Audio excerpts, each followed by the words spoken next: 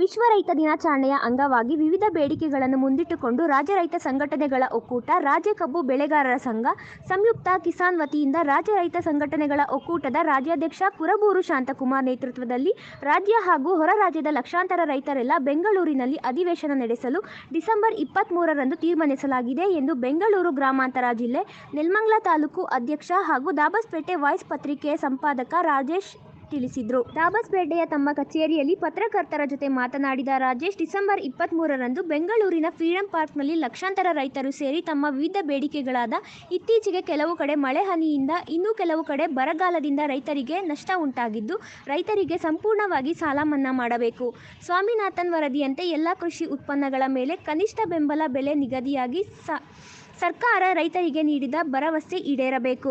ಕಬ್ಬಿನ ಉತ್ಪಾದನಾ ಈಗ ಅವೈಜ್ಞಾನಿಕವಾಗಿದ್ದು, ಟನ್ಗೆ ಕನಿಷ್ಠ 4,000 ನಿಗದಿ ಮಾಡಬೇಕು ಎಂದು ಬೇಡಿಕೆ ಸೇರಿದಂತೆ ಇನ್ನೂ ಅನೇಕ ಬೇಡಿಕೆಗಳನ್ನು ಸರ್ಕಾರ ಈಡೇರಿಸಬೇಕು. ರೈತರ ಪರವಾಗಿ ನಿಲ್ಲಬೇಕಾಗಿದೆ. ಅದಕ್ಕಾಗಿ ಬೃಹತ್ ಅಧಿವೇಶನಕ್ಕೆ ಕರೆ ನೀಡಲಾಗಿದೆ.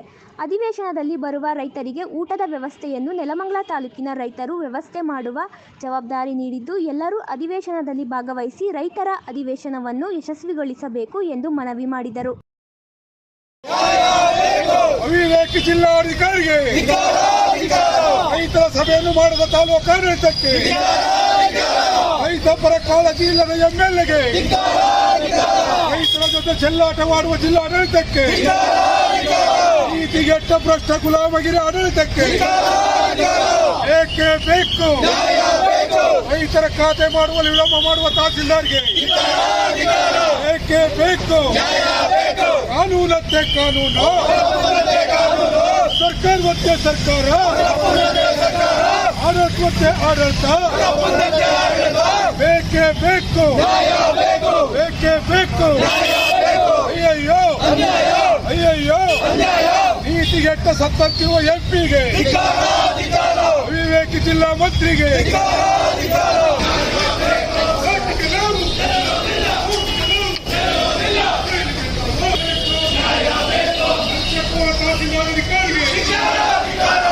ಗಣಿಗಾರಿಕೆ ಪೋಷಣೆ ಮಾಡುವ ಸರ್ಕಾರಕ್ಕೆ ಬೇಕೇ ಬೇಕು. ಜೈಲಿಗೆ ನಾವು ಅಯ್ಯಯ್ಯೋ, ಬೇಕೇ ಬೇಕು. ಆಗ್ತಿಲ್ಲ.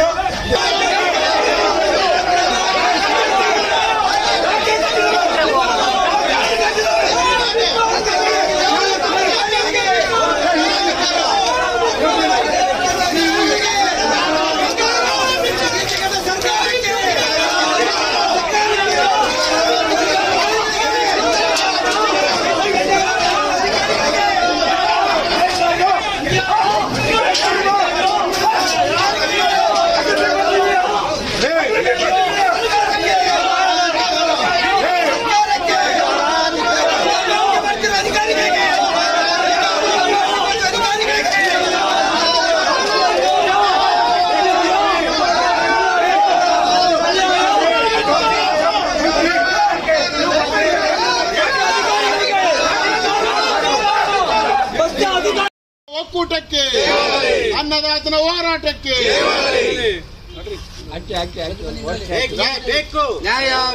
ಸಂಘಕ್ಕೆ, ರಾಜ್ಯ ರೈತ ಸಂಘಟನೆಗಳ ಒಕ್ಕೂಟಕ್ಕೆ, ಅನ್ನದಾತನ ಹೋರಾಟಕ್ಕೆ, ಅನ್ನದಾತನ ಹೋರಾಟಕ್ಕೆ ಎಲ್ಲಿವರೆಗೆ ಹೋರಾಟ, ಏತಕ್ಕಾಗಿ ಹೋರಾಟ, ಎಲ್ಲಿವರೆಗೆ ಹೋರಾಟ.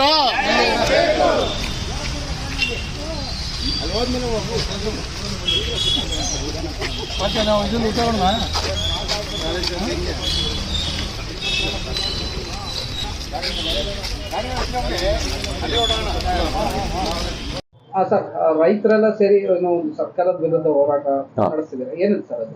ನಮ್ದು ವಿಶ್ವ ಕಿಸಾನ್ ಮೋರ್ಚಾ ರಾಜಕೀಯೇತರ ರಾಜ್ಯ ರೈತ ಸಂಘಟನೆ ಒಕ್ಕೂಟ ಮತ್ತು ಕಬ್ಬು ಬೆಳೆಗಾರರ ಸಂಘ ರೈತರು ಮಹಾ ಅಧಿವೇಶನ ಅಂತ ಡಿಸೆಂಬರ್ 23ನೇ ತಾರೀಕು ಬೆಂಗಳೂರು ಫ್ರೀಡಂ ಪಾರ್ಕ್ ನಲ್ಲಿ ಇಟ್ಕೊಂಡಿದೀವಿ. ಆಲ್ ಇಂಡಿಯಾ ಎಲ್ಲಾ ಸ್ಟೇಟ್ ರೈತ ಮುಖಂಡರು ಭಾಗವಹಿಸಲಿದ್ದಾರೆ, ಸಾವಿರಾರು ಸಂಖ್ಯೆಯಲ್ಲಿ. ಇದು ಸಿದ್ದರಾಮಯ್ಯನವರು ರೈತರಿಗೆ ಮೂಗಿನ ತುಪ್ಪ ತರುತ್ತಾ ಇದ್ದಾರೆ. ಇದು 5 ಲಕ್ಷದ ಒಳಗಡೆ ಬಡ್ಡಿನೇ ಇಲ್ಲ.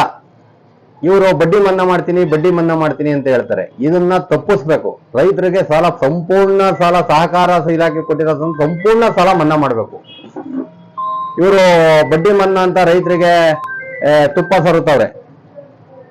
ಆಮೇಲೆ ಕೃಷಿ ಉತ್ಪನ್ನಗಳಿಗೆ ಕನಿಷ್ಠ ಬೆಲೆ ಖಾತ್ರಿ ಕಾನೂನು ಜಾರಿಯಾಗಬೇಕು. ಸ್ವಾಮಿನಾಥನ್ ಆಯೋಗದ ವರದಿಯಂತೆ ಕನಿಷ್ಠ ಬೆಲೆ ನಿಗದಿಯಾಗಬೇಕು. ಪ್ರಧಾನಿಯವರು ರೈತರಿಗೆ ಭರವಸೆ ನೀಡಿದಂತೆ ಕೂಡಲೇ ಅದನ್ನ ಜಾರಿ ಮಾಡಬೇಕು. ರೈತರು ಬರಗಾಲ ಸಂಕಟದಿಂದ ನರಳುತ್ತಿದ್ದಾರೆ. ಯಾವುದೇ ಪರಿಹಾರ ಕ್ರಮಗಳನ್ನು ಕೈಗೊಳ್ಳುತ್ತಿಲ್ಲ. ಕೇಂದ್ರ ಹಾಗೂ ರಾಜ್ಯ ಸರ್ಕಾರಗಳ ರೈತರ ನೆರವಿಗೆ ಬಾರದೆ ರಾಜಕೀಯ ಚೆಲ್ಲಾಟ ಮಾಡ್ತಾ ಇದ್ದಾರೆ.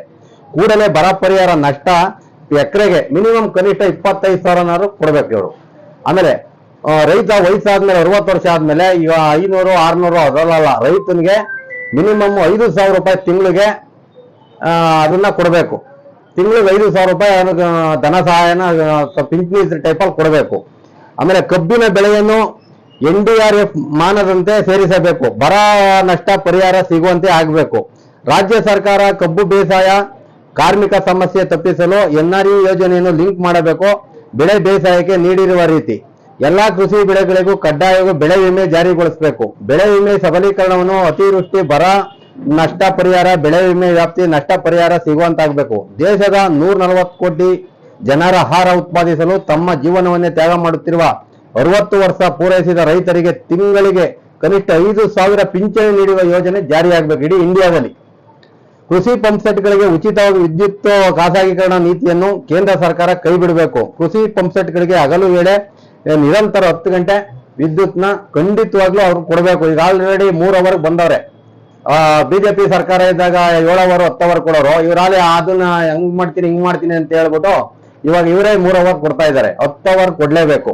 ಸರ್, ಈಗ ಯಾವ್ಯಾವ ಕಡೆಯಿಂದ ರೈತರು ಬರ್ತಿದ್ದಾರೆ, ಎಷ್ಟು ಜನ ಸೇರುವಂತ ಸಾಧ್ಯತೆ ಇದೆ? ಇಡೀ ಕರ್ನಾಟಕದ ಬೀದರ್ನಿಂದ ಚಾಮರಾಜನಗರವರೆಗೂ 25 ಜಿಲ್ಲೆ ನಮ್ಮ ರಾಜ್ಯಾಧ್ಯಕ್ಷರು ಪ್ರವಾಸ ಮಾಡಿದ್ದಾರೆ. ಆಮೇಲೆ ಪಂಜಾಬ್, ರಾಜಸ್ಥಾನ, ಹರಿಯಾಣ ಎಲ್ಲಾ ರೈತರು ಮುಖಂಡರು ಬರ್ತಾ ಇದ್ದಾರೆ. ನಮ್ಗೆ ಮಿನಿಮಮ್ 8,000 ರಿಂದ 10,000 ಜನ ಫ್ರೀಡಂ ಪಾರ್ಕ್ ನಲ್ಲಿ ನಾಳೆ ಸೇರ್ತೀವಿ. ಆಲ್ರೆಡಿ ಡೆಲ್ಲಿ, ಪಂಜಾಬ್, ರಾಜಸ್ಥಾನದಿಂದ ಇವತ್ತಲ್ಲೇ ಬೆಂಗಳೂರಿಗೆ ಬಂದಿರ್ತಾರೆ. ಇಷ್ಟೊಂದು ದೊಡ್ಡ ಮಟ್ಟದಲ್ಲಿ ಏನು ಸರ್ಕಾರದ ವಿರುದ್ಧ ಅನ್ನದಾತರು ಸಿಡಿದೆದ್ದಿದ್ದೀರಿ, ಸರ್ಕಾರದಿಂದ ತಮ್ಗೇನಾದ್ರೂ ಅಧಿಕಾರಿಗಳಾಗಿರ್ಲಿ ಇದು ಅವರ ಅಧಿಕಾರಿಗಳು ಯಾರಾದ್ರೂ ಬಂದಿದ್ದಾರೆ, ಮಾತಾಡಿದ್ದಾರೆ? ಇಲ್ಲಿವರೆಗೂ ಯಾರು ಇಲ್ಲ. ನಾವು ಯಾವುದೇ ಸರ್ಕಾರಿ ರಾಜಕೀಯೇತರ ಫಂಕ್ಷನ್ ಇದೋ ನಾವು ಸರ್ಕಾರ ವಿರುದ್ಧನೇ ಮಾಡ್ತಾ ಇರೋದು. ರೈತರು ಸಾಲ ಸಂಪೂರ್ಣ ಮನ್ನಾ ಮಾಡಬೇಕು. ಇವರು ಮೂಗಿಗೆ ತುಪ್ಪ ಸಾವ ಕೆಲಸ ಮಾಡಬಾರ್ದು. ಮಾನ್ಯ ಮುಖ್ಯಮಂತ್ರಿಗಳು, ನಮ್ಮ ಕರ್ನಾಟಕ ಸರ್ಕಾರ ಮುಖ್ಯಮಂತ್ರಿಗಳು ಏನು ಬಡ್ಡಿನೇ ಇಲ್ಲ. ಬಡ್ಡಿ ರಹಿತ 5 ಲಕ್ಷ ಸಾಲ. ಇವರು 50,000, 25,000, 75,000 ಯಾರಿಗಾನ 1 ಲಕ್ಷದ ಮೇಲೆ ಕೊಟ್ಟಿದಾರ? 5 ಕೋಟಿ ರೂಪಾಯಿ ಜಮೀನ್ ಬೆಲೆಗೆ 50,000, 20,000 ಭಿಕ್ಷೆ ಬೇಡ್ದಂಗೆ ಬೇಡ್ತಾರೆ.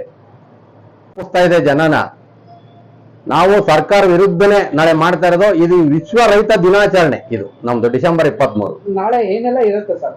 ಎಷ್ಟು ಗಂಟೆಗೆ ಶುರುವಾಗುತ್ತೆ? ನಾಳೆ 9 ಗಂಟೆಯಿಂದ ಶುರುವಾಗ್ತದೆ. ಅನ್ನದಾಸೋಹ ನೆಲಮಂಗಲ ತಾಲೂಕು ರೈತರಿಂದ ಅನ್ನದಾಸೋಹ ಕಾರ್ಯಕ್ರಮ ಇದೆ. ಪೂರ್ತಿ ಎಷ್ಟು 1,000 ಜನ ಬಂದ್ರು ನೆಲಮಂಗಲ ರೈತರ ಮುಖಂಡರಿಂದ ಅನ್ನದಾಸೋಹ. ಅಲ್ಲೇನಾದ್ರು ರ್ಯಾಲಿ ಮಾಡೋದಿದ್ಯಾ? ರ್ಯಾಲಿ ಯಾವುದು ಇಲ್ಲ ಸರ್. ವೇದಿಕೆ 9 ರಿಂದ ಶುರುವಾಗುತ್ತೆ, ಸಾಯಂಕಾಲ 5 ಗಂಟೆವರೆಗೂ ಇರುತ್ತೆ. ತಮ್ಮ ಬೇಡಿಕೆಗಳು ಏನಾದ್ರು ಈಡೇರದಿದ್ರೆ ಮುಂದಿನ ನಡೆ ಏನಾಗಿರುತ್ತೆ? ಮುಂದಿನ ನಡೆ ನಾವು ನಾಳೆ ಚರ್ಚೆ ಮಾಡಿ ಮುಂದಿನ ನಡೆ ಯಾವ್ಯಾವ ತಾಲೂಕು ಜಿಲ್ಲೆಯಲ್ಲಿ ಏನ್ ಮಾಡ್ಬೇಕು ಅಂತ ರಾಜ್ಯಾಧ್ಯಕ್ಷರ ಸಮ್ಮುಖದಲ್ಲಿ ಚರ್ಚೆ ಮಾಡಿ ಮುಂದಿನ ಕ್ರಮ ಕೈಗೊಳ್ತೀವಿ ಸರ್.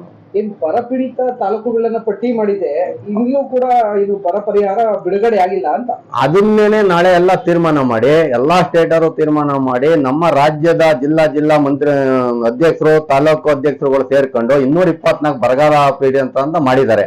ಯಾವುದು ಬಿಡುಗಡೆ ಮಾಡಿಲ್ಲ ಇವರು. ಅದನ್ನ ನಾಳೆ ಮಹಾ ಅಧಿವೇಶನ, ರೈತ ಅಧಿವೇಶನ ಮಾಡಿ ಮಿಕ್ಕಿದ್ನ ನಾಳೆ ಸಾಯಂಕಾಲ ತೀರ್ಮಾನ ತಗೊಂಡಿದ್ದೀವಿ ಸರ್. ಮುಖ್ಯಮಂತ್ರಿಗಳು ಪ್ರಧಾನಮಂತ್ರಿಗಳನ್ನ ಭೇಟಿ ಮಾಡಿದ್ದಾರೆ. ಏನಾದ್ರು ರೈತರಿಗೆ ಏನಾದ್ರು ಕೃಷಿ ವಿಚಾರ ಹೇಳ್ತಾರ? ಗೊತ್ತಿಲ್ಲ ಸರ್, ಅದು ನೋಡ್ಬೇಕು. ಏನ್ ಸಿದ್ದರಾಮಯ್ಯನವರು ಕೃಷಿ ವಿಚಾರಕ್ಕೆ, ಅವರು ಒಬ್ಬ ರೈತರ ಮಗ, ಕೃಷಿ ವಿಚಾರಕ್ಕೆ ಹೋಗಿರ್ತಾರೆ. ಅದನ್ನ ಬಂದು ನಾಳೆ ನೋಡ್ಕೊಂಡು ನಮ್ಮ ರಾಜ್ಯಾಧ್ಯಕ್ಷರು ಭೇಟಿ ಮಾಡಿದ್ಮೇಲೆ ಅದೇನು ಅಂತ ಮುಂದಿನ ಕ್ರಮ ಕೈಗೊಳ್ತೀವಿ ಸರ್.